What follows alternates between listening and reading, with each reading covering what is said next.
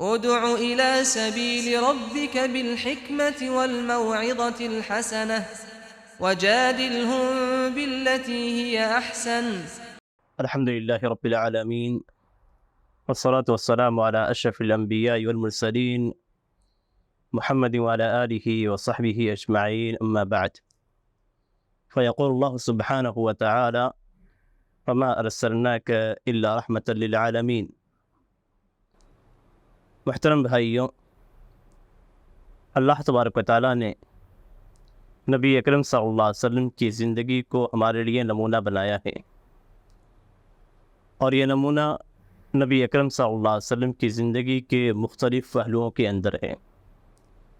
ہم نبی اکرم صلی اللہ علیہ وسلم کی زندگی کا جب مطالعہ کرتے ہیں اور نبی اکرم صلی اللہ علیہ وسلم کی سیرت کو پڑھتے ہیں تو ہمیں یہ واضح نظر آتا ہے کہ نبی اکرم صلی اللہ علیہ وسلم کی زندگی دو اہم چیزوں میں بٹی ہوئی ہے، یا ہمیں نبی اکرم صلی اللہ علیہ وسلم کی زندگی میں دو ایسے پہلو نظر آتے ہیں جو بظاہر ایک دوسرے سے متضاد ہیں۔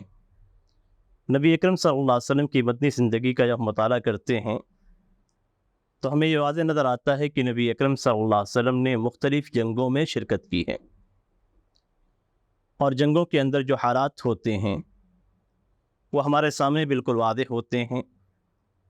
اور اس سے جو پیغام ہمیں ملتا ہے وہ یہ کہ نبی اکرم صلی اللہ علیہ وسلم نے مشرکین سے قتال کیا ہے۔ اسی پہلو کو عام طور پہ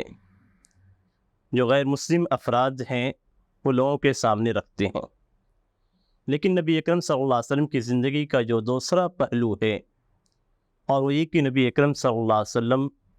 نہ صرف مسلمانوں کے لیے بلکہ غیر مسلموں کے لیے اپنے دل میں جو رحمت اور شفقت رکھتے تھے وہ بیان سے باہر ہیں۔ نبی اکرم صلی اللہ علیہ وسلم کی رحمت کی بہت ساری شکلیں موجود ہیں، بہت ساری صورتیں ہیں۔ ہمیں چاہیے کہ ہم نبی اکرم صلی اللہ علیہ وسلم کے اس پہلو کا بھی مطالعہ کریں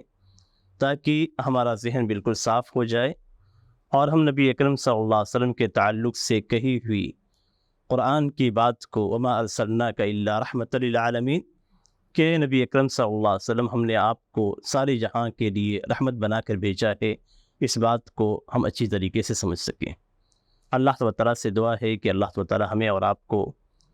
نبی اکرم صلی اللہ علیہ وسلم کی سیرت کو پڑھنے کی توفیق عنایت فرمائے اور اس پہلو کو سمجھنے کی توفیق دیں، آمین۔